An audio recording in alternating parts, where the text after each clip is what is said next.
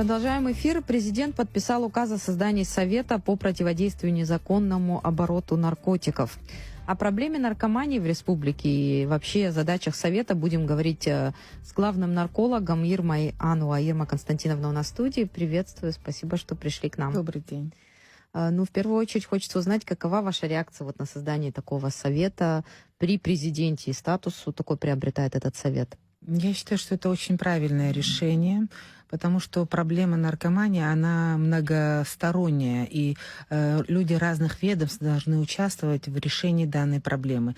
И если будет общий совет, когда и здравоохранение, и силовые структуры, и образование могут вместе, совместно принимать какие-то решения и выбирать правильные направления борьбы с этой проблемой, я считаю, что это будет очень эффективно и правильно. И будут силы направлены не просто распыляться на какие-то ненужные действия, может быть, а более такие целенаправленные, правильные, точечные решения будут приниматься, наиболее эффективные и согласованные между различными ведомствами. Кстати, недавно Абхазский государственный университет и МГУ провели опрос общественного мнения, и опрос показал, что среди главных проблем в республике участники отмечают наркоманию. Потом уже идут низкие заработные платы, коррупция и другие проблемы. То есть само общество тоже понимает, что сейчас уже настало время, когда проблему необходимо решать. И с вашей стороны интересно вообще, насколько эта проблема актуализировалась сейчас? Ну, обращаемость в наркологический диспансер повысилась за последний год, даже не последние несколько лет. Ну, это связано не только, может быть, с ростом наркомании, с различными внешними факторами тоже бывает это связано. Сначала была такая первая волна повышения обращаемости, это когда была эпидемия ковида, закрыли границы, и резко снизился поток все-таки наркотиков в страну, и наркозависимые многие вынуждены были прекратить употребление. И это повлекло повышение обращаемости за собой повлекло. Вот, так что я не могла, значит, то есть я не могу сказать, что именно этот момент означал, что повысилось количество людей употребляющих. Просто повысилось количество людей, которые вынуждены были по тем или иным причинам прекратить употребление. Вот. Ну, так вот бывают такие всплески повышенной обращаемости, когда крупного какого-то наркодилера, например, задерживают, да, и потом возрастает резко рост обращаемости. То есть такие внешние факторы влияют на это. Вот. Но кроме этого, все-таки, конечно, идет рост употребления, он идет и в нашей стране, и в других странах тоже. И идет рост у нас, знаете, как начинается все, как с таблетированных форм препаратов, которые имеют свойство вызывать привыкание, изменять психическое состояние людей, и следующий шаг — это уже идет употребление наркотиков. И вот эта вот популярность вот этих таблетированных, или как их называют еще, аптечных наркотиков, очень повысила вообще в дальнейшем потом, что количество наркоманов выросло. Вот такая вот есть тенденция. И дешевые наркотики, быстрые наркотики, мефедрон, стоимость невысокая, а привыкание очень быстрое, и результаты очень нехорошие, очень быстро все это наступает. Вот по обращениям к вам, если посмотреть, то это по каким видам наркотиков и как вообще течение, да, состояния этих наркозависимых? Вы видите ли, что ухудшается состояние, быстрое привыкание, вот о чем вы говорили? Да, быстрое привыкание при употреблении быстрых наркотиков, стимулирующего характера, содержащих амфетамины, метамфетамины, развивается очень быстрое привыкание. Такие пациенты обращаются, но их лечение в стационаре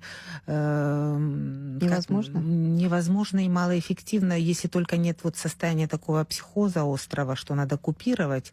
А так мы в основном таких пациентов сразу отправляем, рекомендуем в реабилитацию. То есть их надо на длительное время изолировать от внешней среды, и длительностью до года иногда. Порой нужно находиться в реабилитационном центре. Год находиться в больнице невозможно. Это не такие условия. И, конечно, для таких пациентов мы в основном их не задерживаем в стационаре долго. День, два, три, как-то, если получается, и отправить на реабилитацию. В основном те, кто проходит стационарное лечение, это опийные наркоманы, это употребляющие метадон, субутекс или бупринорфин, так называемый. Вот в основном эти пациенты. Также бывают пациенты, которые обращаются с зависимостью от таблетированных форм различных препаратов. Вот там, ну, нейронтин, лирика, вот такие тоже бывают. А мефедроновых просто не удержать в стационаре. По гендерному признаку, по возрастному признаку, может быть, в последнее время какие-то особенности вы замечаете? Вы знаете, таких прямо явно бросающихся особенностей нет. Именно по обращаемости в стационар картина как бы ровная. Все равно большинство это мужчины, это взрослые мужчины, ну, уже не, все совершеннолетние, скажем так. Такого, чтобы женщин было и несовершеннолетних, вызывающих такое, знаете, удивление, опасение, что-то такого нет. Но что вызывает удивление у нас вот последние годы, это обращение в стационар людей, наоборот, возрастных, которые после чуть ли не 50 лет начинают вдруг употреблять наркотики. Вот это как-то что-то не укладывающееся в обычную картину. Вдруг в 50 лет человек начинает употреблять наркотики. Вот такие пациенты стали частыми. Но вы общаетесь с этими пациентами, есть у вас какое-то объяснение, почему это происходит? Это социальная обстановка или что? Или наоборот, уровень жизни улучшается, если вот посмотреть 10 лет назад, как мы жили? Может быть, наоборот, это способствует? Ну, в основном все-таки я считаю, как бы это мое мнение, что основная причина — это доступность наркотиков все-таки. А человек может находиться в разном состоянии духа, скажем так, понимаете? Он может быть либо расстроенный чем-то сильно, либо он там может быть в болезненном каком-то состоянии. Ну, мало ли какие ситуации бывают. Или в состоянии алкогольного опьянения он был, или что-то. И когда много людей тебя окружает, которые употребляют наркотики, ты там день отстаивал себя, 2, 3, 5. Ну, в какое-то время как-то стечение обстоятельств бывает неблагополучное, человек делает первый шаг. Все-таки я считаю, что доступность. Ваше учреждение справляется с потоком? Есть ли какая-то, может быть, необходимость в реорганизации? Вообще, какие у вас планы? Стало тяжело. Бывает, что не хватает коек, там кто-то выписаться, должны кого-то быстро выписать, что положить другого. Бывает такое, бывает, что там, допустим, штиль, как я говорю, спокойно, и там пациентов немного, но стало больше возникать таких ситуаций, когда не хватает мест. Конечно, нужна реорганизация, чуть-чуть нужно вливание новых сил, нужны условия такие, знаете, для пациента, который болеет, страдает, условия должны быть приятные, пребывание, элементарно приятное пребывание в стационаре. И так его физическое состояние неблагоприятно. Еще когда нет условий, то, конечно, тяжело. Но мы максимально стараемся соблюсти хотя бы приятный температурный режим, чтобы зимой было тепло, а летом было прохладно. Потому что, когда ты болеешь, и тебе еще душно и нечем дышать, конечно, это тяжело. Ну, вот как-то какие-то минимальные условия, да, но этого недостаточно. Нужны, конечно. То есть расширение пока... На расширении пока нет. Мы просто по возможности наше здание, по возможности там добавили койки, добавили палаты, что-то реконструировали внутри. Но так глобальных таких пока реконструкций ничего такого нет еще. Во время визита первого заместителя руководителя администрации президента России Сергея Кириенко в Абхазию речь шла, кстати, на одной из встреч о том, какие проекты можно было бы поддержать. И вот он говорил о проблеме наркомании, что готовы поддержать проекты, связанные с реабилитацией. Вообще это вопрос, который пока висит у нас в воздухе, возможностей для реабилитации нет здесь такой длительной.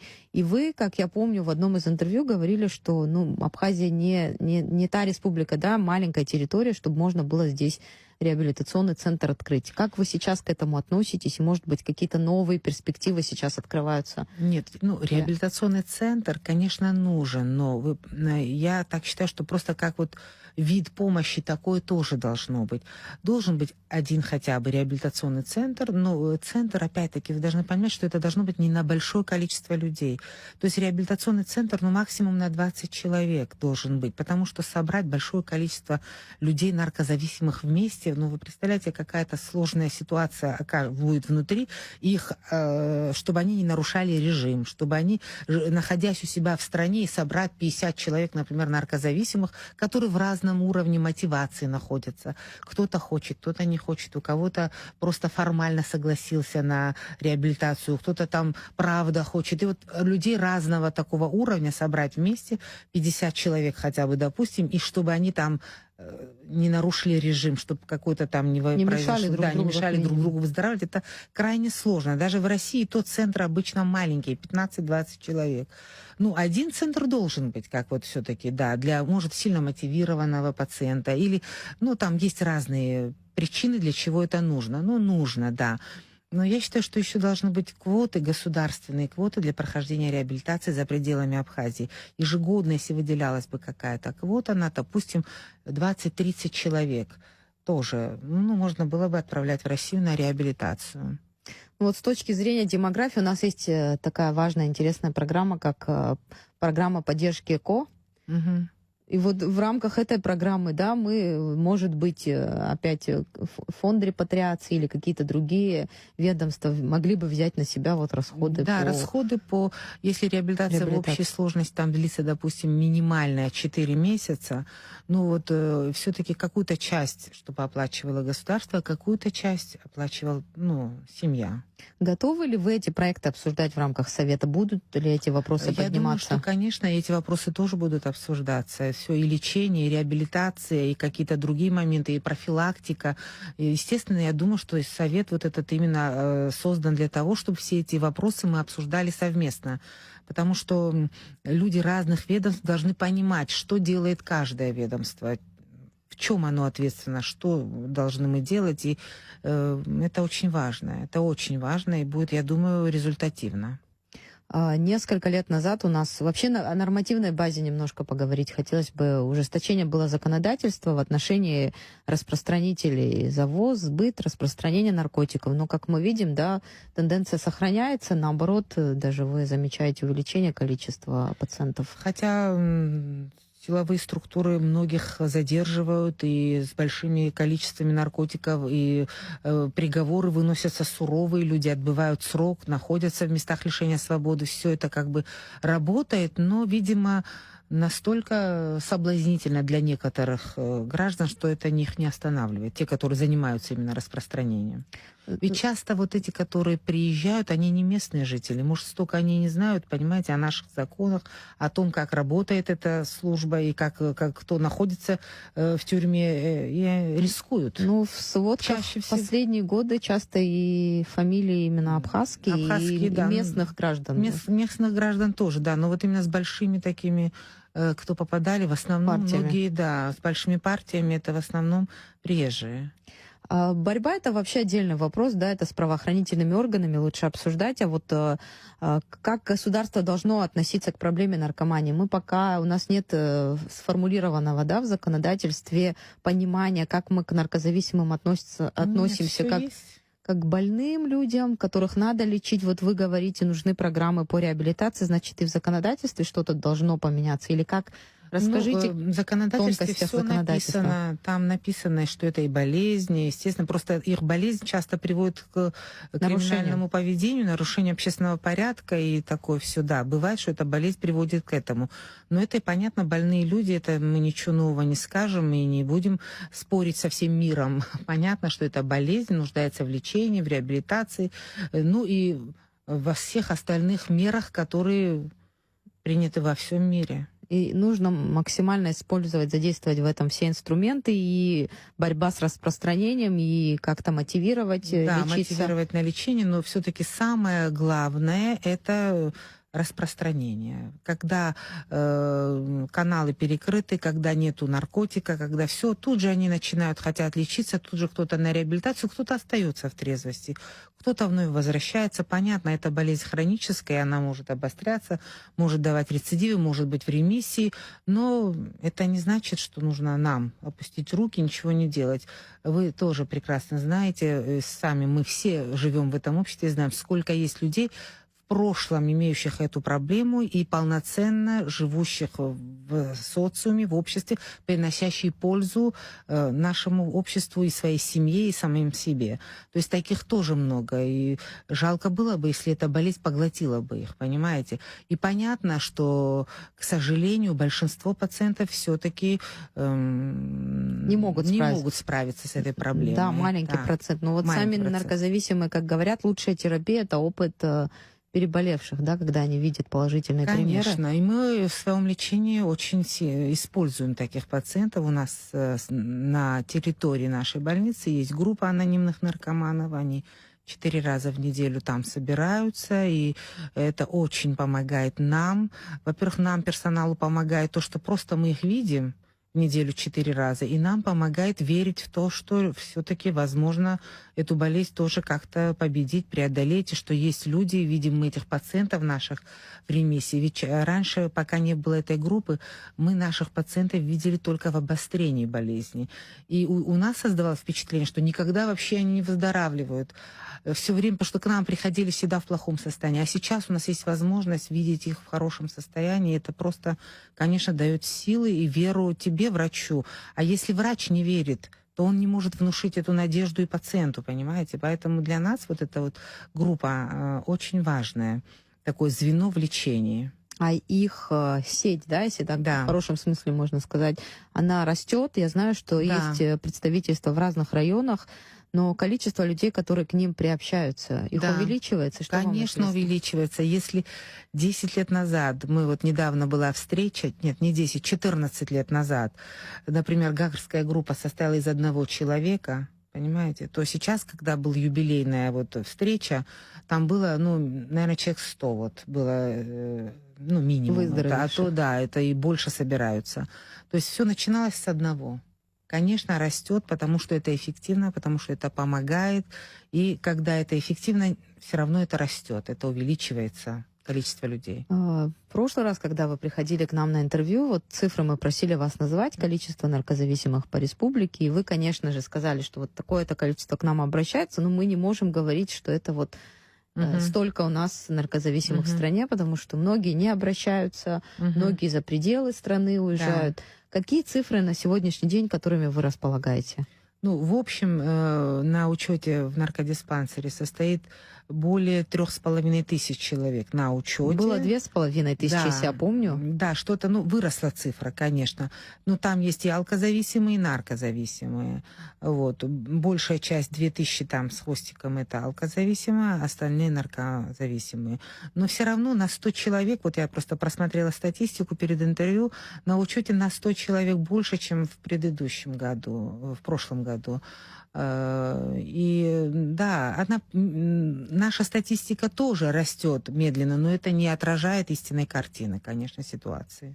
Есть же еще другая проблема. Вот я помню из интервью там с правоохранительными органами, и вы говорили о том, что всегда производители, они на шаг впереди, Да. придумывают какие-то новые комбинации, новые препараты медицинские, которые имеют наркотический эффект. И в этом смысле иногда наши лаборатории не в состоянии определить это вещество. Не так давно было закуплено новое оборудование, которое позволяет определить определенные вещества. Вот в этом в техническом плане, насколько вы подготовлены, насколько вы развиваетесь? Да, лаборатория у нас,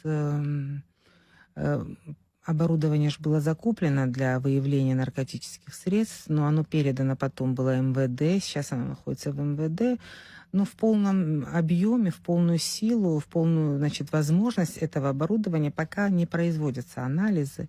Это связано с тем, что сложности с завозом реактивов из России в Абхазию. Это, все равно граница, и там определенные законодательные какие-то моменты есть, договор между разными странами, что можно, что нельзя. И вот там какие-то возникли сложности, которые трудно было преодолеть, и пока этот вопрос еще не до конца решен. Вот. Но есть экспресс-тесты, которые там мы закупали в России для выявления тех или иных таблетированных форм препаратов, которыми злоупотребляют. Ну, есть, да, конечно, что-то там мы изменяем, но, в общем-то, это все-таки еще остается проблемой серьезной, которую нужно решать не на уровне там наркологии или даже Министерства здравоохранения, а на более высоком уровне, между правительствами двух стран, скажем так. Если перейти вот немного, вернуться, то есть к вопросу о том, что вы говорите, новые виды наркотиков, они искажают сознание, очень быстро действуют на организм, и что на восстановление, потом на полное восстановление рассчитывать не приходится. И вот много ли случаев, когда именно к психическим расстройствам, когда человек уже просто в психиатрическую больницу может попасть, ему психиатрическая помощь нужна будет? Да, с этими новыми наркотиками очень часто. Бывает, когда даже трудно бывает разобраться, это уже навсегда психическое расстройство или это еще возможно будет вернуть. Но это настолько сильный наркотик, изменяющий так состояние человека, что трудно иногда дифференцировать это психическое заболевание просто уже, или это еще что-то связано с интоксикацией. Нужно длительное время, несколько месяцев, иногда на выявление, определение точного диагноза. А так, для восстановления этих пациентов, возвращения в социум, это, если реабилитация опийного наркомана там от 4 до 6 месяцев, да, то этих пациентов, которые употребляют вот эти наркотики быстрые, скажем так, от 8 до года и более. А есть ли какие-то центры в России, с которыми вы сотрудничаете? Есть возможность, налаженный какой-то контакт, куда можно обратиться, проверенные? Потому что там тоже такое Там тоже разнообразие разное бывает, центров, да. и не всем можно доверять. Да, я согласна с вами. Бывали разные случаи, по телевидению показывали об этом на Первом канале. Поэтому мы сотрудничаем только с одним центром краснодарским, где работают пациенты, которые раньше у нас лечились, они граждане Абхазии, работают сейчас уже в Краснодаре, имеют центр реабилитационный, и им я доверяю, потому что все-таки ребята, которые приезжают сюда, в Абхазию, у них здесь семьи, родители, родные, и там тоже в основном находятся пациенты из Абхазии и из России в том числе тоже. Как бы с ними у нас не было никаких таких, чтобы были какие-то негативные отзывы, понимаете, даже если какие-то возникали ситуации, все-таки вы понимаете, это же люди с наркозависимостью, у них еще множество сопутствующих заболеваний. Пока человек употребляет наркотики, он заболевает и физически тоже, естественно. И бывают ситуации разные. У кого-то возникают проблемы со здоровьем, у кого-то возникают проблемы с психикой. То есть они, конечно, это все... Медицинское сопровождение постоянное нужно. То есть, они вызывают специалистов по необходимости, и все сотрудничают, и как бы к ним вопросов нет. Даже когда возникали чрезвычайные какие-то ситуации, это возможно, такое бывает, где такие собраны пациенты. Но это все, как говорится, в рамках допустимого, что может случиться. Часто я занимаюсь проектом о наркомании, еще телевизионным проектом. Вот у меня люди спрашивали, особенно члены семей, можно ли насильно лечить наркозависимого. Я уверена, наши слушатели тоже задают таким вопросом. Особенно семья страдает больше всего, мне кажется. Да. Можно ли это делать насильно? Как вообще, вы знаете, уговорить? Иногда трудно дождаться того момента, когда пациент согласится. Это особенно, когда наркотики такие, как мефедрон, там эти быстрые наркотики, и бывает, что ты не дождешься этого момента, когда он вдруг пришел в себя и сказал: все, я хочу бросить. Хотя тут угроза его жизни, да, он и не окружающим. Да, он не понимает, что это угроза его жизни, угроза там кому-то еще вокруг, окружающим. Насильно можно начинать, начало, знаете, это. Потом пациент уже приходит в себя, это не происходит быстро, и у него согласие, формируется уже там согласие, понимание проблемы, желание как-то изменить. Но, конечно, самый лучший момент хотя бы формального согласия пациента. Там такая идет договоренность с пациентом, за какие-то там поощрения, в семье каждый разные бывают ситуации. Какие-то инструменты воздействия на него, чтобы он хотя бы формально согласился и в этот момент начать лечение.